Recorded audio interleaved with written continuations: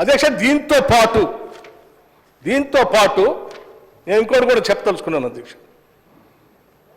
మీరు 40,000 కోట్ల రూపాయలు పెండింగ్ బిల్స్ పెట్టిపోతే 12,000 కోట్ల రూపాయల బిల్స్ క్లియర్ చేసి ఆ 40,000 కోట్లనే కేవలం 28,000 కోట్ల కుదించాం అధ్యక్ష, తగ్గించాం. అంటే ఇక్కడ 12,000 కోట్ల రూపాయలు, ఇక్కడ 12,000 కోట్ల రూపాయలు, అంటే దాదాపు 24,000 కోట్ల పైబడి మేము చేసేటువంటి అభివృద్ధి కార్యక్రమాలు, మిగతా కార్యక్రమాలు, ఉద్యోగస్తులకి మొదటి నెల ఇచ్చే జీతాలతో పాటు, స్కీమ్స్తో పాటు ఇవన్నీ కాకుండా మీరు చేసినటువంటి అప్పులకు సంబంధించిన దాన్ని భారం మోస్తూ ఆ అప్పులు భారాన్ని మేము తీర్చింది 24,000 కోట్ల పైబడి అధ్యక్ష.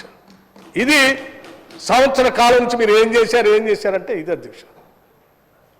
అట్లాగే పోనీ ఇంతటితోనే ఆగామా అధ్యక్ష? మేము ఇంతటితో ఆగలే. ఈ అప్పులు కడుతూనే మరి రాష్ట్ర ప్రజల కోసం మేము చాలా కార్యక్రమాలు చేయాలి కదా, చాలా కోరికలతో తెలంగాణ రాష్ట్రాన్ని తెచ్చుకున్నాం కదా. తెచ్చుకున్న రాష్ట్రాన్ని 10 ఏళ్ళు వాళ్ళు ఏమి చేయకుండా అప్పుల పాలు చేసి గాలికి వదిలేస్తే నిరుద్యోగ యువకులను వదిలేయలేము కదా. అట్లాగే ఉద్యోగస్తులకి ప్రతి నెల జీతం వస్తుంది. మా రాష్ట్రంలో మేము తలెత్తుకొని గౌరవంగా బతకొచ్చని సకల జన సన్నిలో ఈయన పాల్గొన్న లక్షలాది మంది ఉద్యోగస్తులకు 15వ తారీఖు తర్వాత జీతాలు వస్తూ ఉంటే తట్టుకోలేక చెప్పుకోలేక ఇబ్బంది పడుతున్నటువంటి వాళ్ళకి జీతాలు ఇవ్వాలి కదా.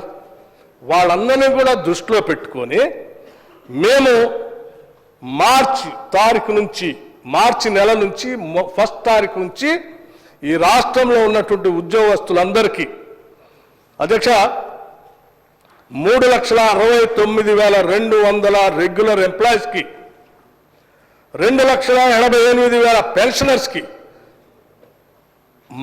మన ప్రభుత్వం ప్రజాప్రభుత్వం వచ్చిన తర్వాత మార్చి 1వ తారీఖు, మార్చి నెల 1 నుంచి ఈనాటి వరకు 1వ తారీఖు నాడే జీతాలు వచ్చేటట్టుగా ఈ ఆర్థిక వ్యవస్థని గాడిలో పెట్టి జీతాలు ఇస్తా ఉన్నాం.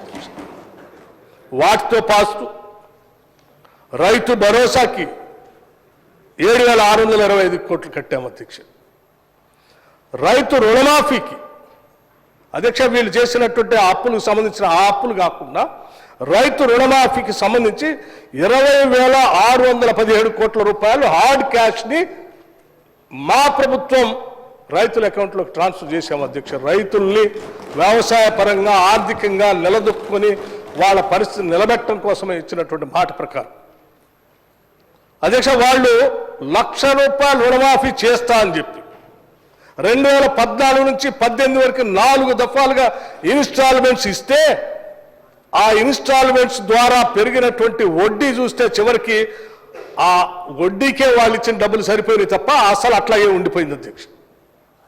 2018 నుంచి 23 వరకు కూడా మళ్ళీ ₹1,00,000 రుణమాఫీ చేస్తామని చెప్పి 4 సంవత్సరాలు చేయకుండా చివరి సంవత్సరంలో అరకొరకు కొద్ది చేసి దానికి వదిలేశారు.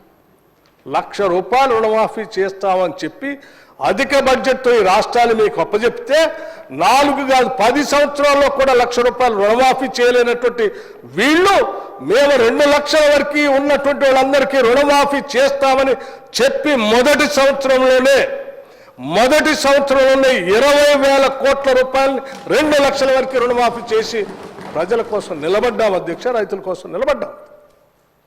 అట్లాగే అధ్యక్ష సరే అధ్యక్ష ఈ రుణమాఫీకి సంబంధించి మేమేమో ఈ చేసేటప్పుడు రాష్ట్ర ఆస్తుల్ని అమ్మలేదు అధ్యక్ష. హైదరాబాద్ ఇంటర్నేషనల్ ఎయిర్పోర్ట్నో లేకపోతే హైదరాబాద్ చుట్టూ ఉన్నటువంటి ఔటర్ రింగ్ రోడ్లో ఎవరికో లీజుకి ఇచ్చేయలేదు అధ్యక్ష. లేకపోతే హైదరాబాద్ నగరాన్ని సగం పన్నులు మీరు వసూలు చేసుకోండి 30 ఏళ్ళు తర్వాత ఇప్పుడు అదేదో మాకు కట్టండి అని ఎవరికి ఇవ్వలేదు అధ్యక్ష. వాళ్ళలా అవేమీ చేయకుండానే మేము ఇవన్నీ చేసుకుంటూ ముందుకు పోతున్నాం. చేయుతకే 11,382 కోట్ల రూపాయలు ఇచ్చాము అధ్యక్ష. రాజీవ్ ఆరోగ్యశ్రీకి సంబంధించి వాళ్ళు చాలా పెండింగ్ పెట్టిపోతే 890 కోట్ల రూపాయలు బిల్లు క్లియర్ చేసుకుంటూ వచ్చాము అధ్యక్ష.